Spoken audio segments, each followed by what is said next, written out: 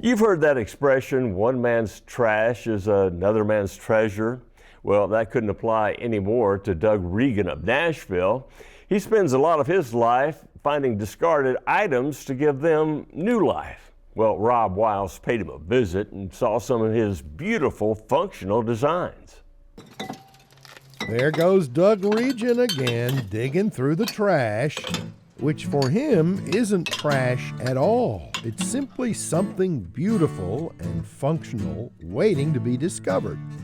This Nashville artist and designer creates everything from doors to tables, all from materials that some might send to the burn pile. When I get into the building of it, it's just that's the fun part, because I just get to, start figuring out how the joints need to fit and stuff. And I really try to do it the old-fashioned way. I use square nails when I can. I use pegs. I use glue. Because I work with recycled and old materials, I want the pieces to look like they've got some history to them, which a lot of times the wood, when it starts, already has a history. So, when you see part of a peg, or you even see notches in the wood, my work's not for everybody because it's not perfect. There's always blemishes in it. There's always weird stuff going on with it. But I think that's the stuff that I gravitate toward, because it just feels like it's had this life, and then I'm giving it a second life and giving it, a new home and a new way to work, if that makes sense. I'm kind of weird about that. Textures of wood and really weird imperfections. I love to showcase those. A lot of people would think, oh, that piece of wood has a knot in it, make sure you cut beyond the knot. And I'm like, no, let the knot be the focus of what the piece ends up being, because it's just, got this great look and feel to it. Doug takes what he finds and figures out a way to use it. He's self-taught, trial and error, and a little research on the internet. I've always been intrigued and understood how to take things apart and build things. And I thought, if furniture's always been, or used to be, handmade all the time, somebody figured it out, so why can't I? And so by trial and error, I just started making things.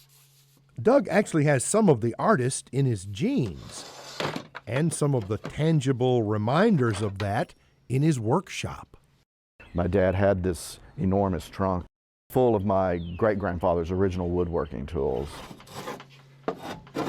Some of the tools I've used, some of them I'm too intimidated by that I don't touch, but it's kind of neat. I think that's where that came from. He was more of a businessman contractor. My great-grandfather was more of an artisan woodworker, and I think that's where I get some of that. So, the combination of Doug's talent and his heritage result in some beautiful creations, each one designed to specifically fit into one space. And they had this idea of some kind of a big barn door, and so we came up with this unbelievably enormous chestnut sliding door that breaks up some of the living space, and it brings this really unbelievable warmth into this house that's got a lot of glass and stainless and concrete. So I'm not one of those that, okay, I'm going to build 6 of this end table and sell those. Each piece is custom to the space, like I say, and I like to build one and just kind of move on. All right, so tell me about this piece here. This is gorgeous. Well, this is one of my favorite, and I guess one of my most challenging pieces that I did. Oh, it's a bar. This is this client came to me and she said that she needed a bar to fill this unique spot in her home, and I think the logical solution would have been just an L shape, but when I started playing with it, I actually got a piece of rope and laid it down in my studio and started getting this kind of free-form thing, and I ran the idea past her, and she's like, whatever you want to do, and so I just started building it, and this is what came out of it. It's a mix of a lot of woods that I had in my shop, leftover pieces from things that I'd worked on. There's oak, there's some chestnut, there's some cherry, there's some pine, there's some gosh knows what else, and I just started at one end and just kind of kept weaving it around, and this is what the result is.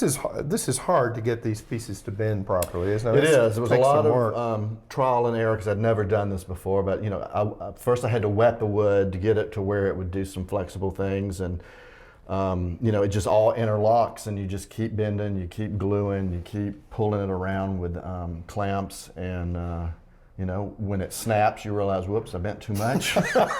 Back off. And and try it again. And it was labor intensive, but it was a lot of fun.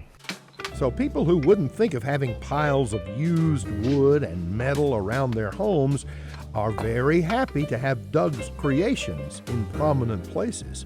And that suits him just fine.